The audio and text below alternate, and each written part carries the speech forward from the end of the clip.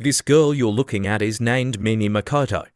The MC first crossed paths with her during the summer of 3rd grade.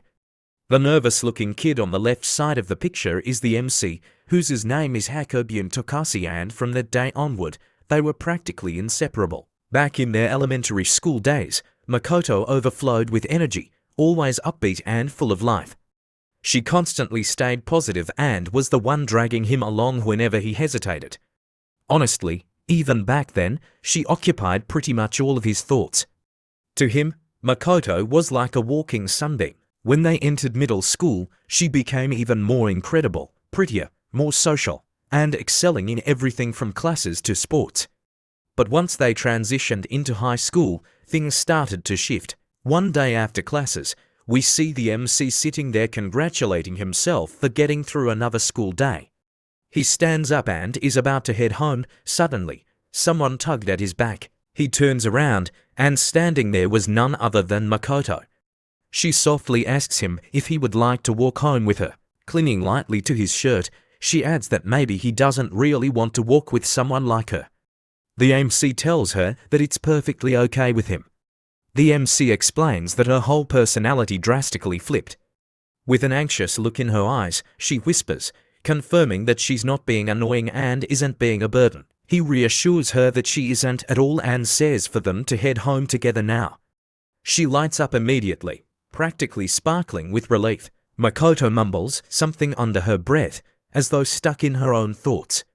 She flinches for a moment, but eventually forces herself to speak, asking meekly if they can play games together like last time, as it was really fun. The MC asks if she wants to continue where they left off last time, to which she then nods eagerly. Since they were childhood friends, they'd always spent their days playing games together since they were little.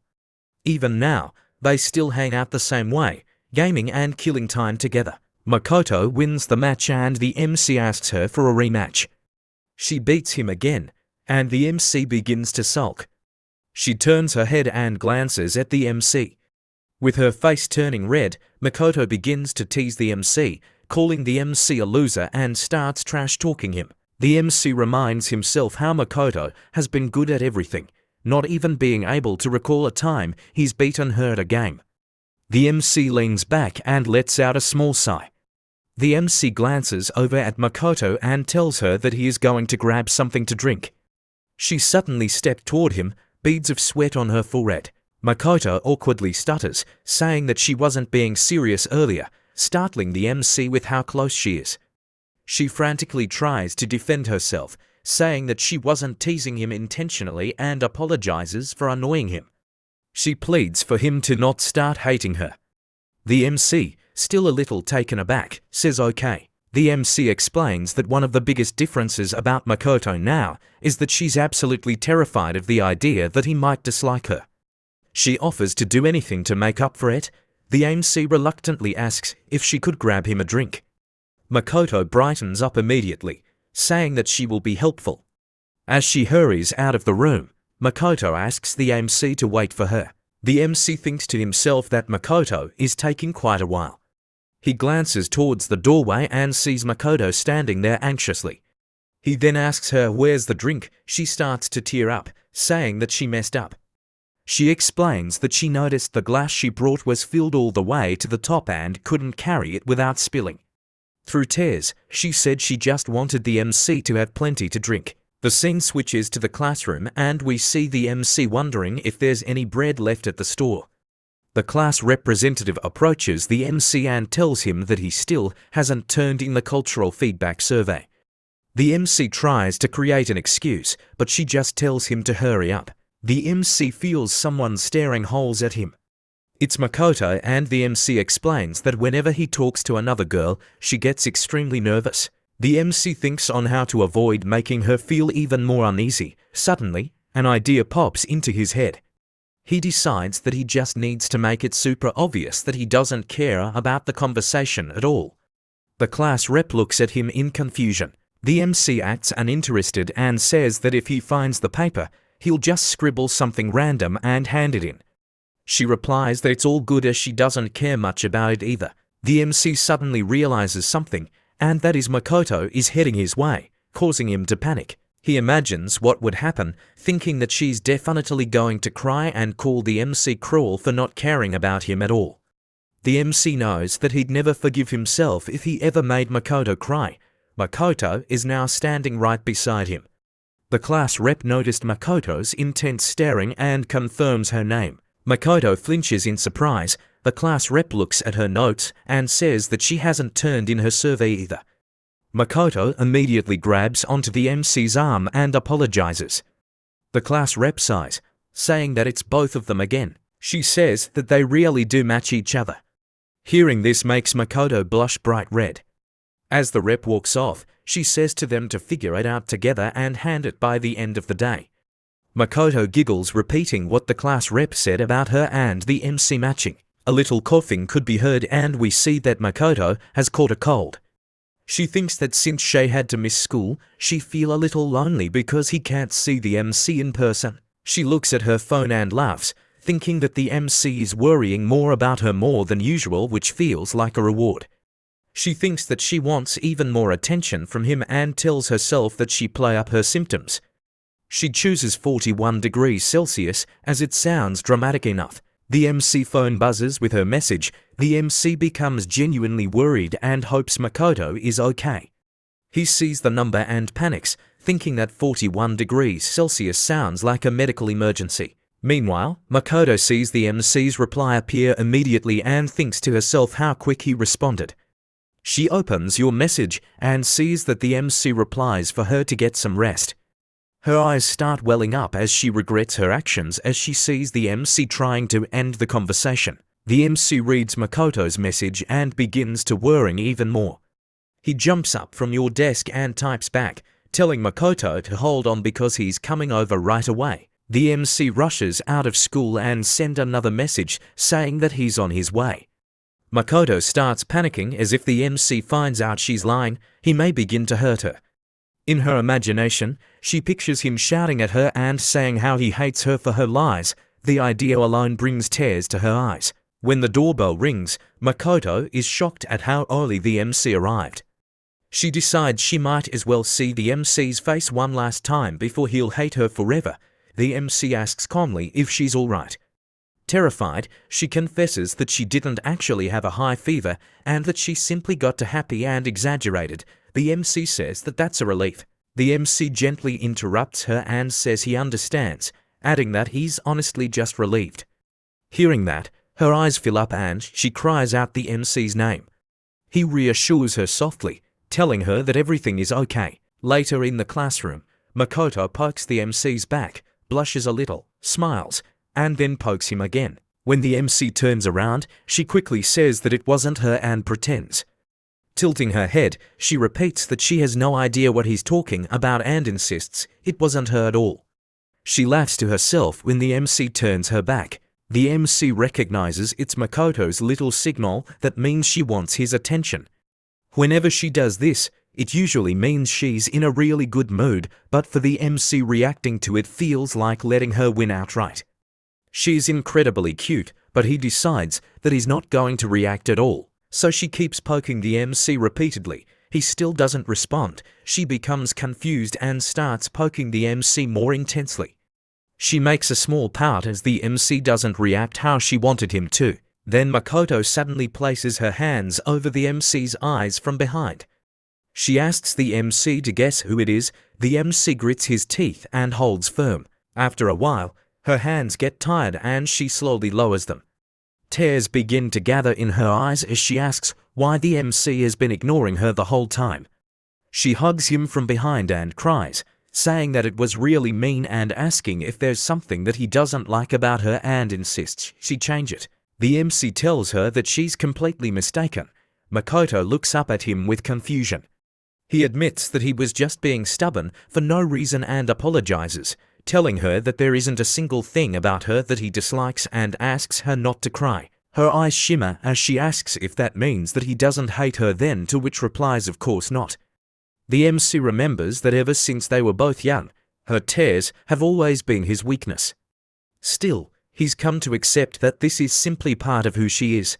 On another day, Mikoto stands behind the MC who suddenly stops walking and she accidentally bumps into his shoulder. He turns around to check on her. She looks like she's in pain, and the MC can see small traces of blood coming from her mouth as well. The MC immediately asks her if she's okay. The bangs covering the right side of her face are slightly displaced. The MC says that it happened again, worried as he wasn't careful enough. She covers part of her face with her hair and says it's fine, suggesting it probably started bleeding again because it also happened the previous night. The MC approaches her in a panic and insists on stopping the bleeding. The scar on the right side of her face is something she received back in middle school. Mikoto always had a strange charm that naturally drew people toward her. But that attention also triggered jealousy, envy, and resentment from others. Those awful emotions kept piling up around her, and the scar was one of the consequences. Mikoto wasn't at fault for any of it. Back then, the MC was embarrassed about his feelings for her, so he distanced himself intentionally, even though he sensed something wasn't right. The MC blames himself for not protecting her and thinks he's the reason she changed. Now he's made up his mind to protect her above everything else. But confessing to her still feels far too arrogant for someone like himself. The MC notices that the bleeding has stopped and tells Mikoto to tell him if anything else is wrong. Mikoto complains that she feels a little dizzy. She smirks and looks at the MC endearingly, asking if he can stay and watch over her today. She doesn't mind injuries, as when she's hurt the MC will give her all his attention. Mikoto reflects on her high school days. The MC avoided her and she got her scar, which caused her to have some dark thoughts. But despite that, she believes that the scar is what brought the MC back to her and made him start looking at her again. However, she believes it's just out of pity. Her face is messed up and ugly, and the MC wouldn't fall with her. She knows that the MC is only with her out of pity and is okay with that. She thanks the MC and says to herself that it's the exact reason why she needs to make sure that he doesn't hate her. She needs to remain pitiful in order for him to stay. Because in her heart, she wants the MC to stay by her side forever and hopes that one day he will reciprocate her feelings, even if it's unlikely. Another day we see Mikoto on her phone, presumably waiting for the MC. A girl notices Mikoto smiles and calls out to her from behind, catching Mikoto's attention. The girl hugs Mikoto from behind, startling her. That the girl is the MC's younger sister, and she asks how's the progress been with her brother. The MC's younger sister says that Mikoto sure has odd tastes, continuing that her brother has an okay face, but that's about it. She even still has to wake him up every morning. Mikoto says that she doesn't care about what anyone says about the MC. As for her, she loves everything about him. The MC's younger sister retorts, saying that the MC that Mikoto knows is just a small part of him. She tries to think of an example and Mikoto aids her, inferring about how the MC acts when she's not around. The MC's younger sister says exactly and Mikoto asks her to explain. The MC's younger sister decides to think of an example that she can use but pauses as she draws a blank, as the MC at home is the same as the MC that Mikoto knows. In response to the sister's silence, Mikoto insists on the sister telling her more about the MC that she doesn't know about. The sister bites her lip in frustration, Mikoto looking at her in confusion. The sister crashes out, admitting that the MC doesn't have a side that Mikoto doesn't know about. She wails that she wants to hang out with them. We see a hand karate chop the back of the sister's head, the voice asking what is she doing. We see that it's the MC, who apologizes for his lateness and his sister. He gives her a side-eye, demanding his sister to stop bothering Mikoto. Mikoto calls out to the sister, wanting to talk for a second. She apologizes for making her upset, insisting that they be friends from now on. Wiping her tears, she admits that she totally misjudged Mikoto, thinking that she'd be the type to treat other girls around the MC as her enemy. She asks Mikoto if she really does want to be friends and Mikoto agrees out of reluctance, saying that she has to as she's the MC's younger sister. We see Mikoto stretching her, catches the MC's attention. She apologizes for dragging the MC into helping her with doing her assignment. The MC blushes and insists that it was beneficial for him as well, plus it's good as both of them can help each other with the stuff they don't understand. Mikoto smiles happily and giggles. There's some awkward silence, to which the MC is about to say something. Mikoto leans up, asking the MC if she is just being a bother.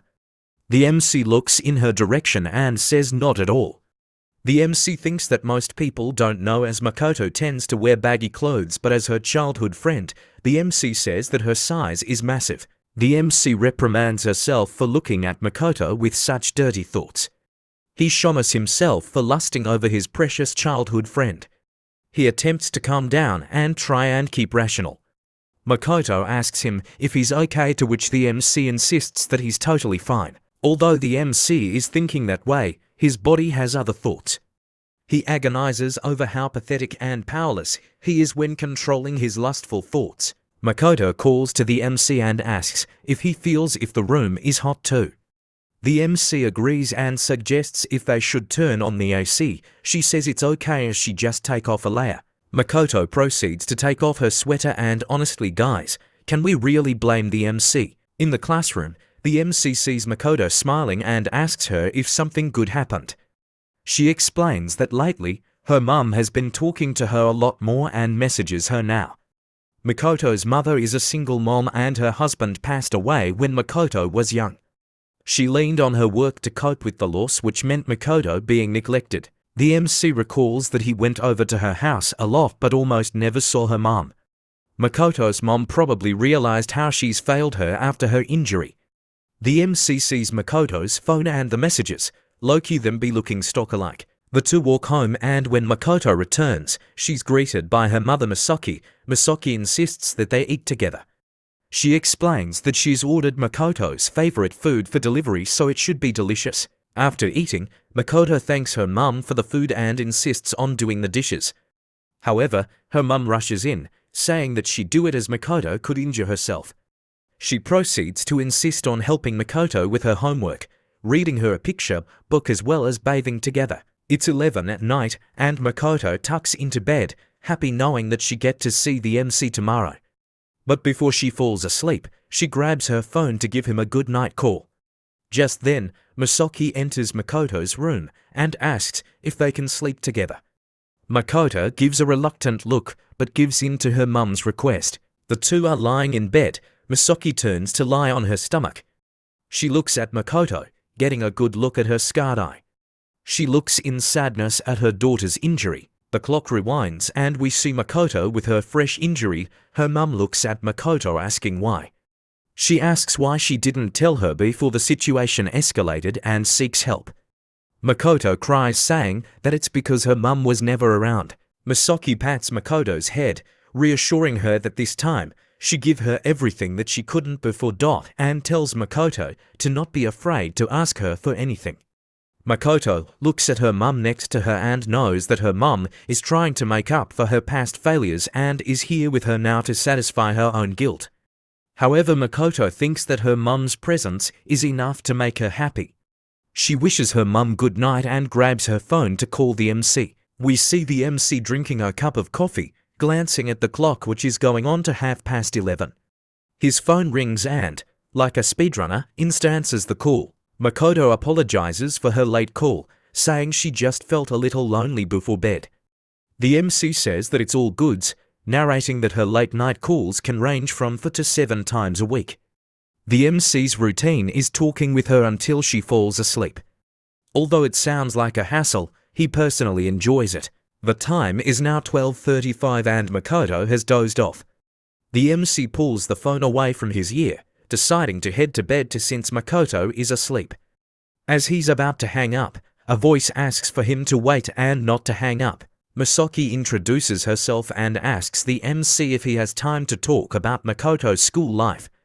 The MC, although reluctant, decides to hear her out as it's about Mikoto. Time passes and night turns into early morning.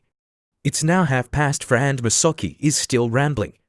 She apologizes for their long conversation but explains that she just wants to make up for what she didn't do for her daughter. The MC gives in, understanding where Misaki is coming from. He tells her to not be too hard on herself as her trying to connect with Mikoto is commendable in itself. There's some silence and all of a sudden, the MC hears some snoring. The MC looks at his phone and checks the time. He sighs and tucks into bed, aiming to get at least an hour of good sleep. It's a Saturday and is the day that Mikoto will be coming over to his house. It's not like their usual hangouts, as she will be spending lots of time in her room. And is determined to do everything he can so that everything goes smoothly. He first starts off with a memory foam cushion to reduce fatigue from prolonged seating. The next is an air purifier because if Mikoto said that his room smelled, he'd probably walk straight into the Pacific Ocean. Finally, the MC's secret weapon is some baked puddings from Mikoto's favorite cake shop. As he opens the fridge, he images them eating together happily. He screams though when he looks inside the fridge. He notices that the puddings are all gone. The MC's younger sister arrives back home, the MC still trying to fathom what happened to the puddings. He welcomes back his sister and asks if she saw where the puddings were. His sister, with a satisfied smile, confirms that she ate all 10 of them. The MC contemplates what he should do as time is running short. We see that he brings out cooking utensils, ingredients and an apron, reading to make some by himself. The MC's sister gives the MC his phone, saying that it's Mikoto's mum. She asks him why does he have her number, but he quickly hushes her and answers the phone. Misaki says that Mikoto has a fever. She would of course like Mikoto to go, but is concerned in case something may happen. In the background we can see Mikoto pleading with her mum to let her go. The MC understands and sends his regards. The MC slumps his head in disappointment. Mitoka shocked at how emotionally destroyed the MC is. Alright guys, that's the end of the video. Thank you guys for watching. Comment below if you would like a part 2. See you guys in the next vid.